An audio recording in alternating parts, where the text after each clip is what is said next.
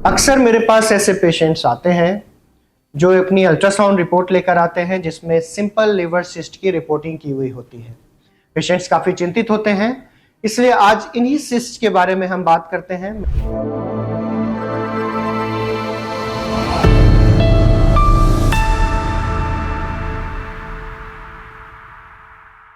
मेरा नाम डॉक्टर नितिन कुमार है, मैं एक लिवर ट्रांसप्लांट सर्जन हूँ। सिंपल लिवर सिस्ट क्या होता है, इसको समझने के लिए पहले हम ये समझते हैं कि लिवर सिस्ट क्या होता है। लिवर सिस्ट किसी भी सिस्ट की तरह एक फ्लूइड फिल्ड कैविटी है या सैक है। इसे ऐसे समझ सकते हैं कि ये एक तरह का कैरी बैग है जिसमें फ्लूइड भरा हुआ है, पानी भरा हुआ है, और ये जब हमारे लिवर के अंदर होता है तो इसे हम लिवर सिस्ट बोलते हैं। लिवर में सिस्ट कई तरीके के हो सकते हैं, उसमें से एक होता है जिसे हम सिंपल लिवर सिस्ट बोलते हैं। जैसा कि नाम से ये दिखता है, ये बिल्कुल सिंपल होता है और ये अल्ट्रासाउंड में बिल्कुल क्लियर दिखता है, इसके वॉल्स भी बिल्कुल क्लियर दिखते हैं, इसीलिए इसे सिंपल लिवर सिस्ट कहा जाता है। सिंपल लिवर सिस्ट को कोई ट्रीटमेंट की ज़रूरत नहीं होती है और इसके लिए फॉलोअप की भी ज़रूरत नहीं होती है। लेकिन ध्यान रहे, ये तभी एप्लीकेबल है जब रेडियोलॉजिस्ट ने अल्ट्रासाउंड में क्लियरली लिखा है कि ये एक सिंपल लिवर सिस्ट है। इसके अलावा कई अलग तरह के भी सिस्ट लिवर में हो सकते हैं, जैसे कि हाइड्रेटेड सिस्ट है, जैसे कि बिलियरी सिस्ट एडेनोमा है, जैसे कि पॉलीसिस्टिक लिवर डिजीज है।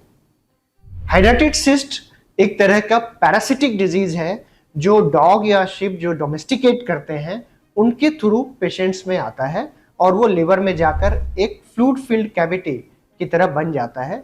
क्योंकि ये पैरासिटिक डिजीज है, इसलिए इसे हम हाइड्रेटेड सिस्ट बोलते हैं। हाइड्रेटेड सिस्ट को ट्रीटमेंट की ज़रूरत होती है।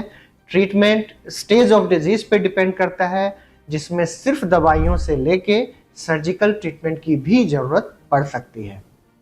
इसके अलावा जैसा कि मैंने पहले भी कहा, बिलियरी सिस्ट एडेनोमा होते हैं।